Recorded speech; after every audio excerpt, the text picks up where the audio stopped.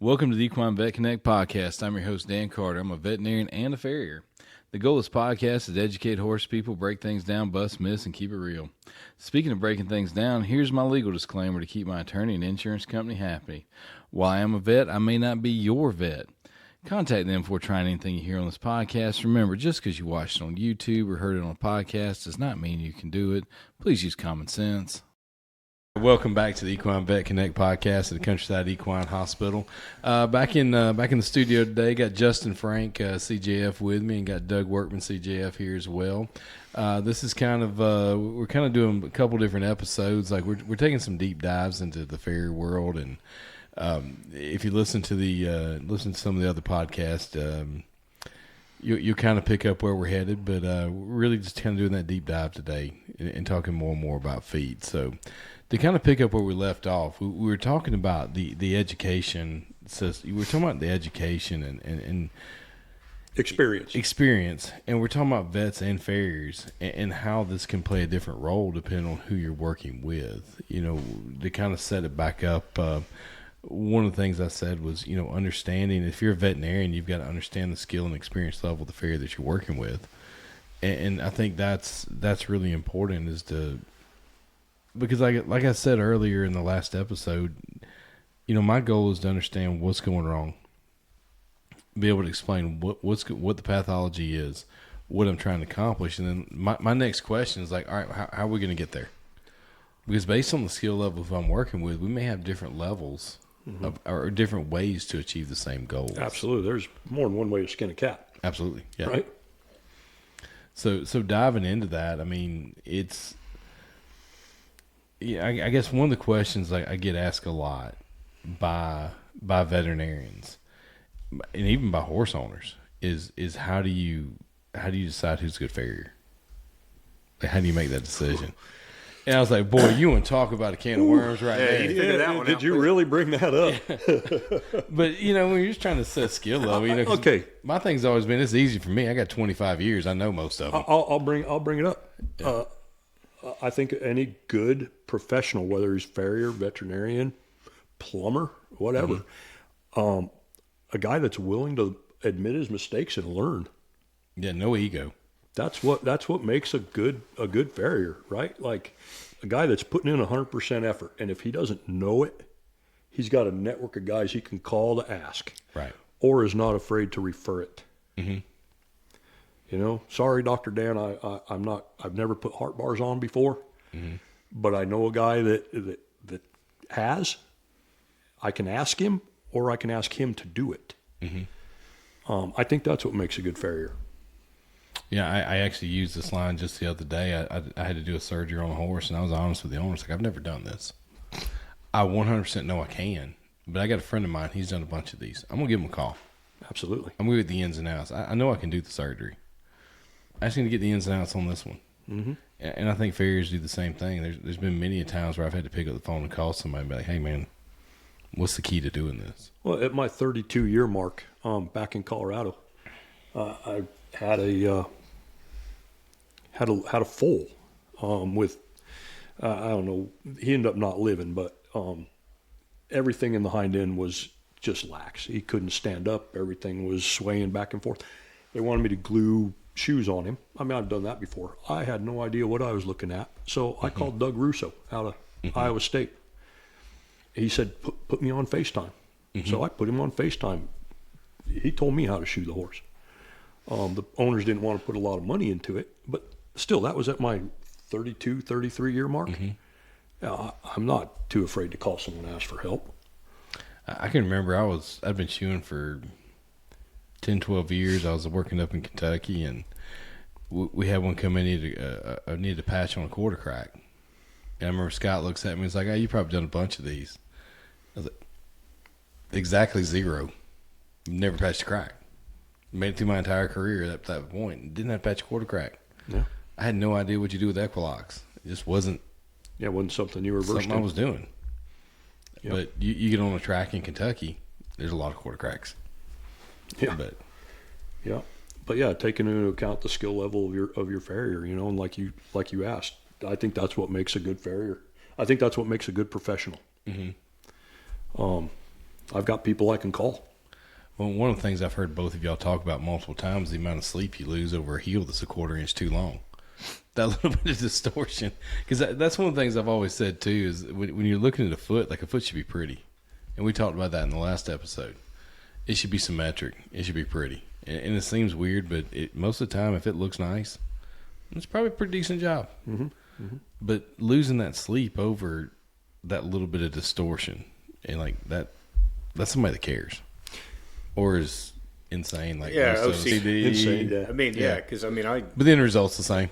Well, it's the same thing, right? You got to be able to look yourself in the mirror. Yep. When you go to shave in the morning, right? If you shave, Doug. March. Yeah, exactly. Well, I can tell you, it's funny you bring that up because I guess it's a couple years ago. I bought this pair of shoes, and I remember I put them on, and they felt great at the store. And I'd worked in them for like 2 or 3 days. And I was like, the first day they're kind of bothering me. I was like, oh, they just got to break in. And about 3 days later, I remember I fell out of the truck at REI. I came hobbling in there, and I was like, I need shoes. And I remember I finally found, I walked out there with 2 pair. And I finally found something that I put on, and I was comfortable again. They're like, sir, would you like these? I'm like, nope. Burn them. Burn them. And my first thought was like, think about that horse that's got a really poor shoeing job on it. He can't. I get to go to REI and go get me a new pair of shoes. They can't. Exactly. He's stuck in those things. Yeah. That sucks. Mm-hmm. And sometimes that's what it takes, too. It does take a couple of days, and I've heard guys say, oh, I shot him 4 days ago. It wasn't me. It wasn't me. I'm not even going to come take a look at him. It wasn't me.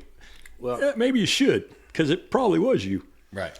Well, the elephant in the room, just to bring it out, because there's no reason for anybody, I don't care where you're at, if you've got the internet especially, to not get to see a vast amount of information, more information than you can good. Now, there's a lot of bad. That's a double-edged sword. That's true. That's a double-edged sword. But you could get with me or Justin, either one, and we could say, look, these are the 2 places you look at nothing else, but you're going to learn something. It's not going to be everything, but everything you see here is going to be valuable. Or tapping on the table. I know we got tapping on that. Keep tapping on the table. I feel like it's my turn. There we go. So, but it still comes down to something I heard Craig saying just the other day, and I'm sure it was an old deal, but it's like,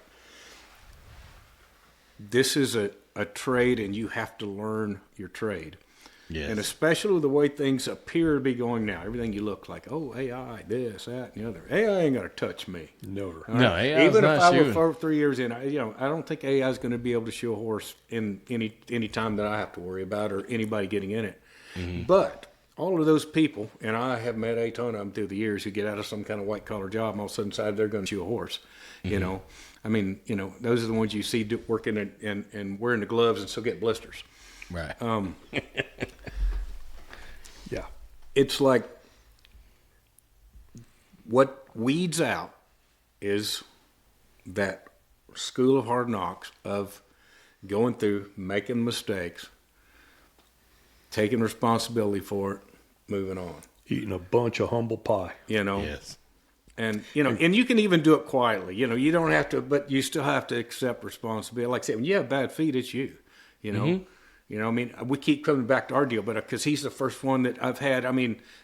Granted, I've got every friend I got is phenomenal horseshoer, the horseshoers that we're all around. But most of the time we're talking to Breeze, and heck, we've all been, and especially me. I checked out a few years ago where I didn't do nothing. I got grandbabies, and I'm living life because I spent so much time doing this stuff early on. I just needed a break. And then Justin comes up, and he's like, got to have a purpose. And I'm like, yeah, my purpose is kind of gone. So we've kind of got it motivating, but you've in other words, the standard has got to be high, and it's got to weed through it if we're going to solve this problem. I hate to say it, but it's going to be. It's the only way that this problem's going to be solved is survival of the fittest. It's got to be the people who do think, who do try, because if somebody's in his shop or somebody comes to my shop, or let's say I bring somebody to my shop and I call up Justin to come over and help me in their tire kicker, I'm going to hear about it. It's like, you call me over here for this, I could be rebuilding 4 sets of tongs today. Right. But if I called over there and gave him the most inept guy, but the person was just working their butt off and really trying, and he was seeing this little improvement, he'd be with them out there at midnight after I was asleep. Absolutely. And I would do the same for him. And the people that helped both of us did the same thing for us. And so it's that try. They never once hear him say, "Oh, I didn't have that opportunity." You make that opportunity. You don't have a choice. And so trying to, figure out this gap, we don't have to figure it out. The gap's what it is. The cream's going to rise to the top. You just have to choose whether you're a cream or, You got to choose if you're a main character or a background player. Well, That's all you got to do. And you can do both, I'm sure. Yeah. But you're not going to be.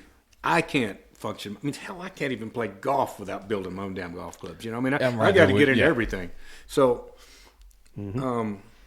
it's like, I don't know. I think it starts, like if I had to say where it starts with you got to commit to something. And the part of commitment everyone wants to talk about is commit and say, I believe this. But you've got to commit so hard to it that you are 100% in it. But then you've also got to be honest if you failed or if you failed or you were successful. Because even if you fail or you succeed, if you didn't commit to what you thought was the answer, if you can't ever be wrong, you can never learn. Absolutely. Oh, yeah, the commitment is... And that's the commitment. You've got to commit. So, you know what? This is what I'm going to do. This is what I believe. And then you got to be honest with yourself. Like, I just failed. But you have to be coachable. But it's... Right. Yeah, the commitment's got to be... Not teachable, coachable. Yeah, it's got to be... The commitment but that's part of knowing, like, I'm wrong. Yeah, Yes. and the commitment is to the destination. Yes. The destination. Not the little things in between. Well, Because everybody's like, oh, well, I haven't had time to practice that. What does practice do? Practice makes permanent. Okay? Yes. Good practice makes you better. But if you just practice something, and like practicing, you're doing it, it just makes permanent. Now it's just something else. That's one of the reasons why I excelled faster. He did. Everybody we know that excelled really quick. We were around pretty talented people right off the bat. We didn't end up with we ended up with some stuff, but very seldom were we getting a shoe hung in a hardy hole. Right. That just wasn't a, Yeah. We knew better than to use the heel, Right. Yeah, and I'm a certification instructor as well as an examiner. So we go around and prepare people for certification. And the thing I see the most is people don't commit to their practice, which is what we're talking about, right? They just expect that they're going to come every day, or go to their exam and do what they do every day and pass. Right. Okay. Well, Dusty Franklin said it a bunch of years ago, and it stuck with me. Under pressure, you always fall back to your highest level of education. Okay? Which doesn't necessarily mean your book education, right? It's your practice that makes permanent. If your everyday work involves you kind of floating through your trim and taking a smoke break and then shaping the shoe, you're going to run out of time because you're going to be skipping that stuff under pressure and your brain doesn't know what to do. And I've seen it over and over and over. You basically test how you do your job every day. And when you used to work with me, I was huge into competing. What did I do every day? Every day was like a competition for me, right? Yep. I ran it like a contest. My feet were prepped, top and bottom, ready to go. Then I made the shoes, right? It wasn't go back and forth, check my toe, do this, do that, right?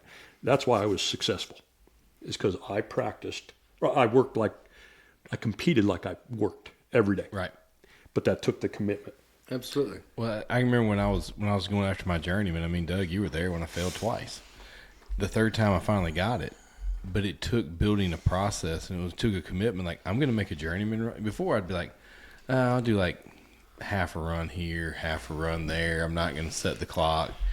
And then when I failed the second time, I was pissed. Did you run out of time? No, I just couldn't. You couldn't put the pieces together, huh? I would start rushing. Just didn't have a process. Yeah, I didn't have a process. Yeah. Because that's how you worked every day. That's how I worked every day. Absolutely. And so then I was like, we're going to commit to this every single day. But then the other part was, the part I was also forgetting is I'm going to judge each step of it every single day. You have to, and you have to be honest with yourself. Right. So when I put my nail hole in and Doug's over there showing me, you got nails pointed this way and nails pointed this way because you got in a hurry. Okay, well, we're going to judge this every day. And so I was making a Journeyman run and judging it every day and being honest. Like I would say, if you're going to be wrong with confidence. And what I mean by that is know you are wrong, and like you got to own it, because the only way you're going to fix it is if you own the fact you were wrong. Mm-hmm. And when I finally did that on my Journeyman run, I was like, okay. And I went out. I had to go all the way to Arkansas. I had 12 minutes to spare. I had 12 minutes left on that test. Mm-hmm. And I remember I had one little thing going on with my shoe. Dusty Franklin was the examiner. And I was like, I got plenty of time. And Dusty goes, you've passed. Don't touch it. Because I was fixing to go fix that one little thing. He's like, it can only go downhill, Dan. That's right. You pass him. It can only go downhill. Wait for time to expire. You've got it. Mm-hmm. But it was just, I had all the time in the world at that point in time. But I committed. Yeah, and you were honest with yourself in your everyday work. Honest. Because that's the thing I wasn't doing. Yeah. And I'll never forget when Doug, you probably don't remember that either, but you shoved 6 nails in my Journeyman shoe, and I got one side of the shoe, they're pointed back towards the heel, the other side, they're pointing up towards the toe. It's like, you're not holding your hand right. And it's because I was in a hurry. Yep. So it was an experience. But it does. In order for you to be, like Doug was saying, the cream rises to the top, right? Right. So if you want to be in the top 1%, and a lot of guys will tell you this, a lot of the top guys, it's just commitment. Mm-hmm. It's just commitment. Getting in that top percentile, whatever it is, 1, 5, whatever it is. Now we're not talking about, because I definitely don't put myself in the top 1%, but I definitely think I'm in the top 5. But anybody can aspire and can get to that. That's not that hard to do, because like I say, it's a commitment. You can do it. It's commitment, and if you have to take a break in the middle, which I know a lot of guys that do, they start out hard and heavy. Especially these young guys in the WCB, well, then they're going to have a family. Mm-hmm. It's okay to take some time off. You can come back to it. Right. Once you're in this trade for a long time, and you make that commitment, it never leaves you. Mm-hmm. And I was told that by Nigel Fennell.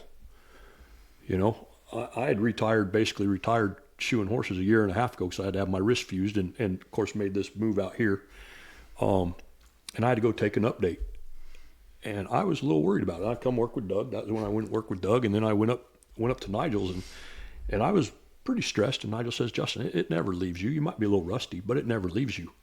And it took me, Doug, 1.5 feet maybe? And I was right back at it. But I know my weaknesses. He's pulling your leg. He looked like, he's talking just like he is now. Right. Bent over. Oh, I know the guy. Going at it. Yeah. And hadn't been under one in a year and a half. Mm-hmm. All right. No, he was, like I said, it's just what you do. It's just what, and it's, yeah. And I've got to agree, because I'll be real honest, I probably don't shoe. I had one horse I was shoeing every 4 weeks for a while, and last year, and I had, the occasional foot here and there. Oh, if you don't do it for a while, dude, it'd kill you. But what got me was I was down in the Caymans working a few weeks ago. This guy had ordered concave in, and we were turning concave to put on the back end of these horses. And I was talking to him. I was like, "Man, you're doing a great job." But I said, "You're building these blunt toes like it's out the box, and it's just sliding back, and you're not getting the purchase you need." I said, "You got to fix this." And he's kind of like, "Well, all right, what do you mean?" Man, I'm not even thinking. I was like, "Cut 11.5 inches." It never leaves you. And I turned the shoe, turned it punch Pritchell, clipped it, and it actually, I think it was 2 heats, and I fit it up. And I was just like, holy crap, I felt like one of those ones, like, I blacked out. What just happened, Well, I was just going to offer to come day work in the Caymans because I have the time. It's not bad. I'll tell you, it is warm. It is warm. You start early in the morning. That's okay. Because when it cools off enough to work, they got these bugs. And I'm a Georgia guy. I can do bugs. Yeah. Whatever these things are down there, like hypodermic needles with wings. I mean, they are vicious. Okay, never mind. I'm good. I'll just stay in my shop and rebuild nippers. Then I'm good. Yeah, but it's a beautiful place. Absolutely love it. Some of the best people in the world down there. But it's warm. I bet it is. It's warm. But yeah, it's. But yeah, that's the point, right? It never leaves you, especially if you've got the passion for it. Yeah. Well, and that's one thing I've seen when you talk about Farriers, like every one of them I know that's truly great. I always say a couple things. One, they're a little different, but they have there's always something like it gets tripped in them. Their commitment commit all or nothing. I mean, it's borderline. Like Doug, I think you said it best. It's OCD. Absolutely. And there's something about this profession that makes people just, the great ones have become just obsessive about it, and it's really cool. Yeah, I mean, well, you've been fishing with me. You know what it's like. I mean, I do everything that way. I know. And I don't know how to do it any other way. Other than I know that most people can't stand it. So if you've been in that situation, you know I love you because I was prepared to carry you out. I mean, that's one thing I love fishing with Doug. He's like, all right, we're going to go down here and catch some fish. Don't put your rod together. Yeah. And we're like half falling down this mountain. It was pretty awesome. And then I'm like, all right, you keep on out of this. I'll pick you up. I'm going to go straight up the mountain to get the truck. Yeah. I love it. Love it. But, and I'll be honest, like, that's most of the great Farriers I've seen. Like, I've never seen any of them have a hobby. They just have different temporary obsessions. Obsession. Because like you said, it's like, you can't play golf. You got the lab. You're building golf clubs. I couldn't just fish. Like, Well, and it's great because when we go play golf, we play golf every Friday. At least in the summertime we were. And it was a clinic. Yeah. And it's awesome. I played golf with him. He had my golf game a lot, too. Yep. Well, that's just, like I said, it's just how we do stuff. That's how we do things. I'm like, well, your body was turned this way, and it was turned this way. And I guess we'll redirect this back to shoe and horses again. but it is. It's that commitment, right? Yeah. Because I think that was our original topic of, Right. the caliber of horseshoer that you're dealing with, right? And what makes a good horseshoer. I think that was the question you posed. Yep. What advice would you give to veterinarians? Like, because I mean, this comes up all the time. I've got a couple. I got friends of mine all the time. They're like, what's the key to the veterinary farrier relationship? And I've got my own way. Respect. Well, and that's what I tell them. You may have to edit this out, but I always look at it and it's like, if you can't pick up the phone, call the farrier and be, hey, dumbass, what are you up to? Absolutely. If you can't do that, then you don't have a relationship. No. But the only way you can say things like that is out of mutual respect for each other. Yes. That's where it comes from. And I guess that mutual respect, I guess I understood what the craft is, what the trade is, the profession, the level of dedication. And I feel like that gets lost on most veterinarians. They don't understand what. I think a lot of times too, especially in my own experience, okay, and remember I was from a pretty isolated area. Mm-hmm. We didn't necessarily have a horse vet. Right. I mean, you've been there. Yeah, I love Larry to death, but he was the only vet. And Larry retired not long after you left. Right. Okay. But a lot of times things were assumed as the lameness. Mm-hmm. I guess my advice to a veterinarian would be, don't be afraid to say, I don't know. Yeah. Don't just pull something out and say, well, he's got this little change in the navicular bone, so he's got navicular. And so we're going to shoe him for that. And that's not the problem. Like, listen to your farrier and say, you know what? No, I haven't been seeing those changes. But what I have seen the changes in is, I'll be damned if they didn't get a new saddle. Mm-hmm. Right? This bell racer thinks that I'm going to upset some folks. This barrel racer thinks she's a small, and she's really not. So she got too small a saddle. And yeah, something else is going on. There's not necessarily a lameness there that the vet can find that we need to deal with. But I dealt with that a lot. Like, the vet couldn't find the lameness, so they brought up whatever they could. Well, and then of course I failed already. No matter what I do is not going to. We talk about that all the time on this podcast. Like when we're in there talking, like early and accurate diagnoses. Yeah. So 100% agree with accuracy. Yeah, accuracy. Give the answer. And if there is no answer, there is no answer. You know. Well, just from I'm a layman. I'm not a vet, but I mean, if they come in and they want something off the wall on there that I'm like scratching my head over, I have to make a decision. All right. Right. I either could nod and smile, actually do it. I can nod and smile, do what I want, and hope they don't notice it. That's two options. Or I can say no, get somebody else. All right. And all three are options that are viable to use. But how do you choose which one? Because it comes down to you can argue it's a business. All right. So like I hate aluminum. All right, I despise this stuff. That's why I don't shoe a lot of hunters with aluminum on it. But I don't like it because it's I heat it up, it gets softer. Because I don't like hitting the stuff when it's cold, it runs up my elbow. Mm-hmm. But then again, when somebody's like, it needs aluminum on, I just have to suck up and do it because, hell, I can do aluminum as good as whoever they're going to call to go over there and do it and bang it around on a stall jack. Mm-hmm. I get to make that decision just because I don't like it. Doesn't really mean anything. So when they come up and they ask for something, it's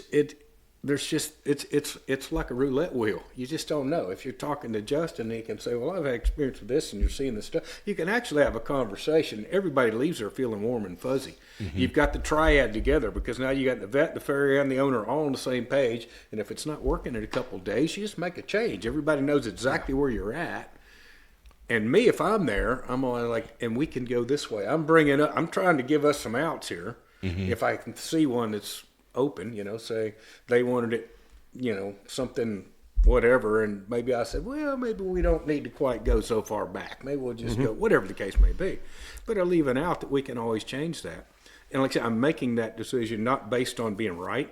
I'm making that decision based on that's how I pay my bills. Yeah. Mm-hmm. And that's how that's how the reputation's gonna go to how to get more work and how I deal with vets. Because I know some, as we know the best farriers around, at least the best we know, that we would all say are, yeah, we all would agree upper they're echelon. Top, yep. But it's like, hell, they make the same mistakes we do. We've been with them. We've heard the stories, we're sitting around. I mean, there's no way somebody's always, it's always right.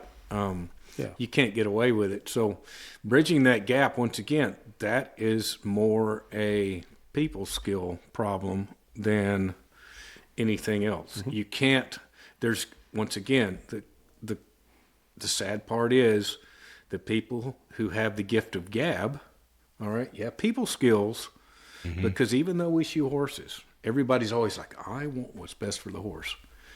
I'm going to sit right here and nobody gives a good you-know-what about that if their opinion or their whatever the case may be. It's all about the people. Mm-hmm.